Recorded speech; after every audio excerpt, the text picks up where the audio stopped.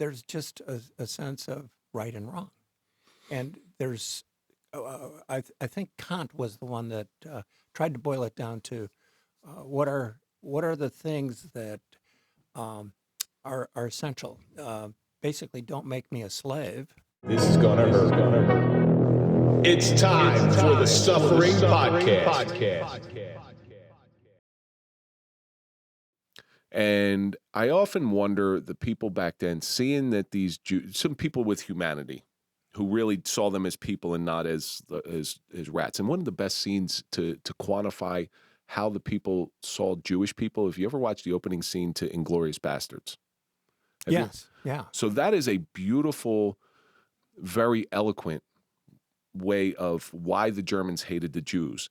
To give everybody a synopsis, Hans Landa comes in and he talks about the difference between, if a rat comes in your house, you try to kill it.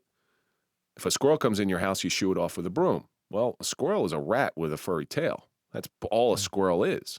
Why do we hate this? Why do we hate the rat and not the squirrel? We don't know. We just do. Yeah, it's crazy. It's crazy. So, in your father's community, how many Jewish people were there? Well, that was aside from your grandmother. Well, my grandmother, there were the grandmother's family, and give you the story is that my grandmother, before she married my grandfather Otto, she converted to Protestantism. She became a Lutheran, and in Brno, they have this red brick church, and at that time it was called the Kaiser's Church. It was the evangelical Lutheran church, and so she basically converted or added to. You don't necessarily have to renounce one part, but she became a Christian. And so when my dad was born, he was baptized as a Christian and had the Christian upbringing. And probably never heard about it again after the Nazis came in. Like, no, I don't know about it. Well, it was hard to ignore that when you had Uncle Oswald around, or some of the other relatives. But Oswald Rabinowitz, yeah. Yeah, so they were Deutsch. That was Deutsch. Deutsch. Yeah. So the Deutsch family was there in different form or fashion, and so there was a recognition. And my dad had picked up some Yiddish oy veys and Meshuggah, Spilke. Old Yiddish woman used to live down the street from me, so I'm well versed in Yiddish. Yeah, so you get that, and it wasn't. It was more endearing than it was kind of calling out or trying to distinguish. But there was and the idea of the Czechoslovakia that was developed by Thomas Garrig Masaryk. His philosophy, he married an American, took the American wife's last name as his middle name. He tried to embody Western-style democracy and tolerance. And he tried to find different ways to make it work within this complex ecosystem of different nationalities, ethnic groups, and religious groups, and socioeconomic groups. And the idea was, let's all be friends. We'll figure it out. We have the wealth, things that were left over by the Habsburgs, the manufacturing facilities, and we've got the technical skills. We can become just like Great Britain. And to a certain extent, the Czech lands were really starting to advance economically. And Masaryk died in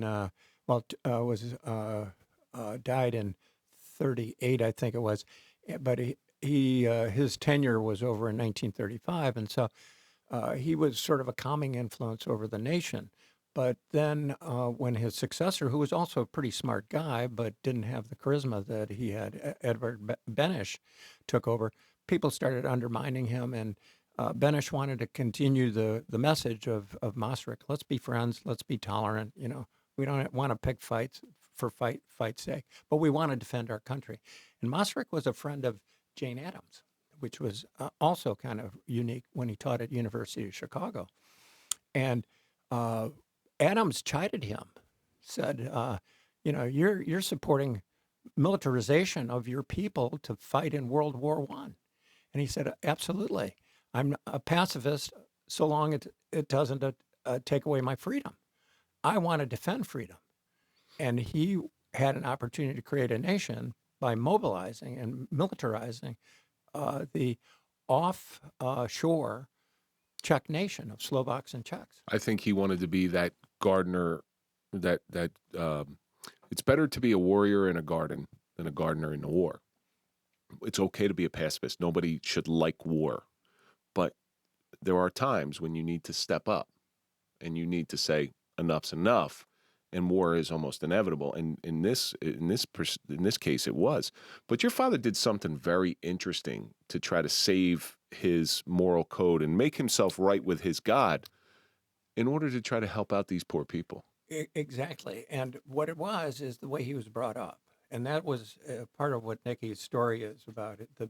The kind of associations he had as a kid with his friends and how they had these different ideas, but they all hung together. Well, they'd make fun of somebody from time to time, but there was a sense of sympathy, empathy within them, and also outrage too when the family dog was shot by a warden, a forest ranger, basically, and that got my dad's anger up, and he saw that through that dog story, and then about people being treated like dogs.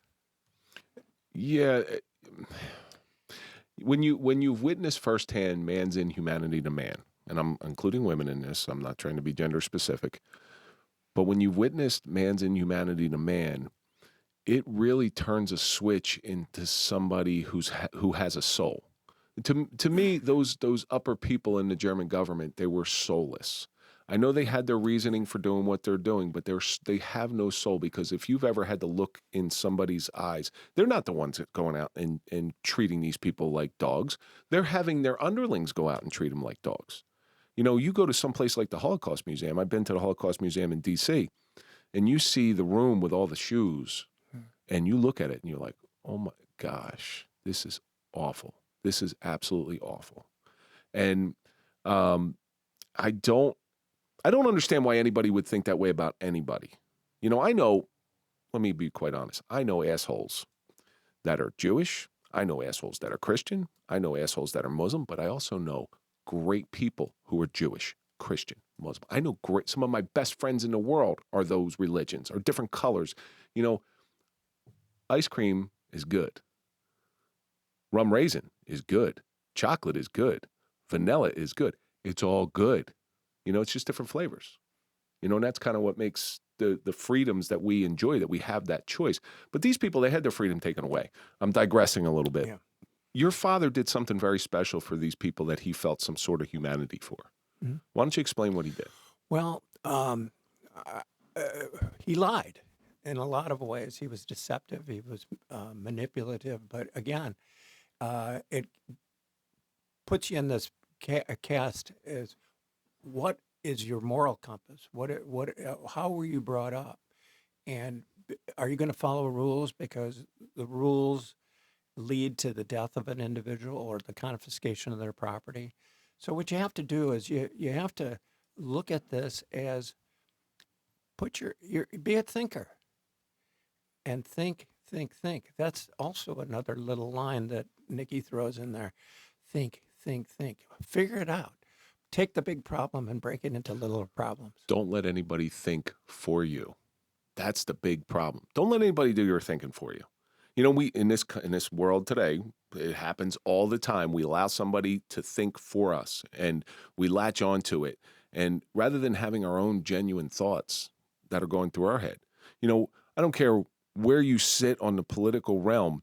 If you believe everything that party, you're allowing that whatever party you're for, if you allow them to think for you, you're a robot. You're a nobody. You're a foot soldier. You know, you're nothing more than these people who had to go work in the concentration camps. And I have intimate knowledge of the concentration camps because one of my grandfathers was there when they liberated them. And he was in charge of taking in the German soldiers because he could speak German. And this is the crazy thing. So this is something that I really want to talk about because it's manipulation of the media. We know Joseph Goebbels controlled all the media. So whatever was being pumped out to the Czechoslovakian households, to the Austrian households, and the German households was all controlled by Joseph Goebbels. So he got to speak the narrative. He did it with his own people. The German soldiers, the most common question my grandfather got coming in from the German soldiers was, what's New York City like now that it's bombed? We all know New York City was not bombed during World War II, but they had U-boat footage of it. So you sitting today in front of a television and CNN puts up a picture of wherever, East Jamanabad, all right, and then they come up and say, we just bombed it.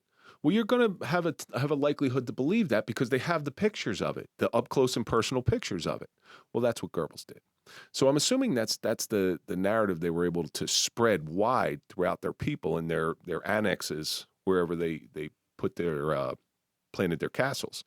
And I'm assuming they did that over there. But again, that moral compass that comes from here, like what's right and what's wrong in your heart. Yeah. The ethics and the religion work in that, whether you're Muslim or Jewish or Christian, or it all says do not kill. And you can be an agnostic, you can be an atheist. There's just a sense of right and wrong. And there's, I think Kant was the one that tried to boil it down to what are the things that are essential. Basically, don't make me a slave, and don't kill me. Those were to preserve your body and ultimately your mind, so that you could think critically. This whole notion of freedom and moving the ball forward, lying to with the ability to save people's lives or their property was important. He did that through financial means, correct? Financial means, and we had one story. This is sort of not in the book, but my dad was able to represent an individual. He told me this, where the child was disabled, and Hitler had not only race laws, but if you were a disabled person or you had mental issues, you were depressed, seriously depressed, you'd go into a camp, be exterminated. So he did save one of his clients' lives, who was a patient of Freud's office in Vienna. Sigmund Freud. That connects up so, a 19th century psychiatrist, psychologist, with my dad's law practice. It just brings it to life, these people that were scientific, and that because of the record that they had in Freud's office, that basically convinced the Nazis from not taking this young man to Terezin. And the benefit was, when we came back to, we escaped, we came to the United States, this person was so appreciative, they emigrated to Canada. They sent my dad a $2,000 check that they still felt so the gratitude that they had to just, imagine having that effect on somebody's life 60 years into the future, where they're still so grateful. $2,000 is a lot of money. In 1950 it was. Oh, in 1950 did it? Wow, that's a lot of money. And this was a successful family. It's a lot of money back then. But it just, it's those kinds of things. Here, no good deed goes unpunished. This was a good deed that was rewarded. I think the no good deed goes unpunished because I say it, I've heard it. Yeah. It's just you're looking at it at the wrong time frame, because I don't think any good deed goes unpunished, or no deed goes punished.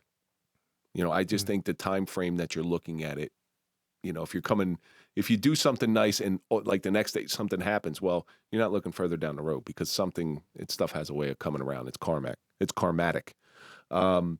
So you write this book, The Quiet Hero, The Bridge to Freedom, and you brought a trailer. Mm-hmm. Hey, Andrew, can you play that trailer? Set against the backdrop of unspeakable atrocities, hatred and war, one man dared to defy the darkness. Go, go, go! Discover the untold story of John Anton Drost, an extraordinary quiet hero.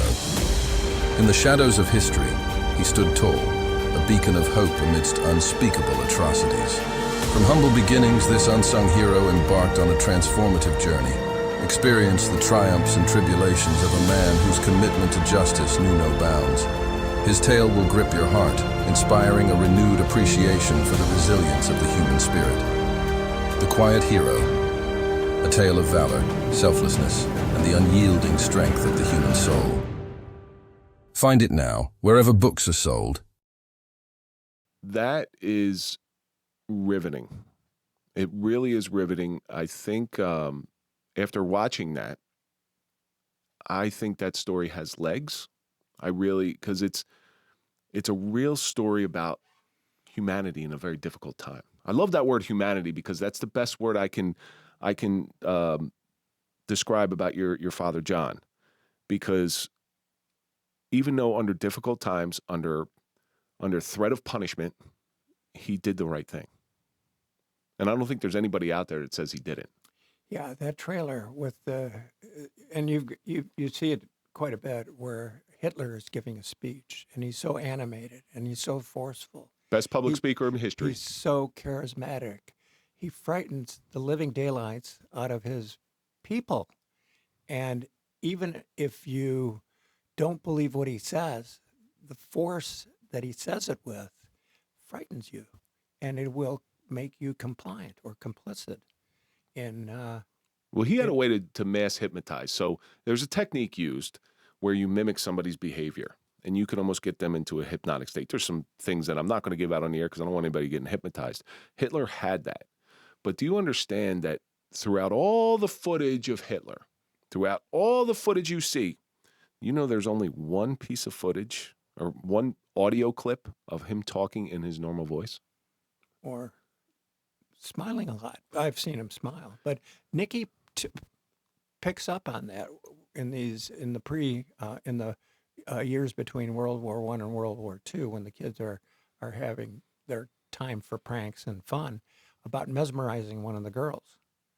And that's the hypnotic spell. And that kind of goes into what you're talking about, is this ability to just captivate these audiences. And you get them moving. So part of that is you do that crescendo of the way of speaking, and then you start moving your head, and you'll see the audience start moving their head, and that's they follow the pattern. That's it, and then all of a sudden it's how you get sheep to go in the right direction. And you get your torches, and you get your singing, and you get your common sort of bonding with everybody doing the same thing. And if you're out of step, you're out of the party, out of the lifeline. So your father must have enjoyed America more than, obviously, I want to believe, your father enjoyed America and the freedoms that are provided with inside America more than people who were born here, because he knew the opposite, which is the whole concept of our show. It's you have to know the other side in order to truly appreciate the good stuff. Yeah, and it doesn't take much punishment to appreciate the freedom that you have here, and to cherish it and to preserve it. And it doesn't take a long time to be under the thumb of an autocrat or a dictator, or somebody that is going to take away your life, possibly your property, constrict your life, and then come and have the ability to make decisions and not be punished for those decisions, whether they're talking about what's on your mind, or what kind of a car you want to buy, or what kind of neighborhood you can live in, what kind of job you can take, what church you can go to, what synagogue you can go to, what mosque you can go to, or not go. Mm-hmm. But the idea is that you understand that you have that decision of not to do something is part of also being free. So there's a song by a guy named Dennis Leary. I think it's a Chicago guy. O'Leary was the lady that burned the town. Her cow knocked over the lantern. So there's a song, and it's called "I'm an Asshole." Now, on surface value, the song seems like Dennis Leary was a comedian at the time, and it seems, but what it is it's a commentary on one's ability to do what they please to a certain extent. And I want, if you can listen to that song and take out the funniness of it and the humor in it, it really is a commentary on this is a guy that just wants to be himself, right? And I'm thankful that you wrote this book because your father's legacy is going to be able to live on. Where do we find this book? You can get it on Amazon. How about that? On Amazon. There's a trailer and then Barnes and Noble. So look it up under Quiet Hero, A Bridge to Freedom, and you'll pick it up. It will appear. Jeff Bezos recommends it, obviously, if it's on Amazon. He does, yeah. We couldn't get him to do a forward or an endorsement, but I think he's okay with it. Okay, great. That's great. George, I can't thank you enough for coming in because we're coming to the end of this thing here.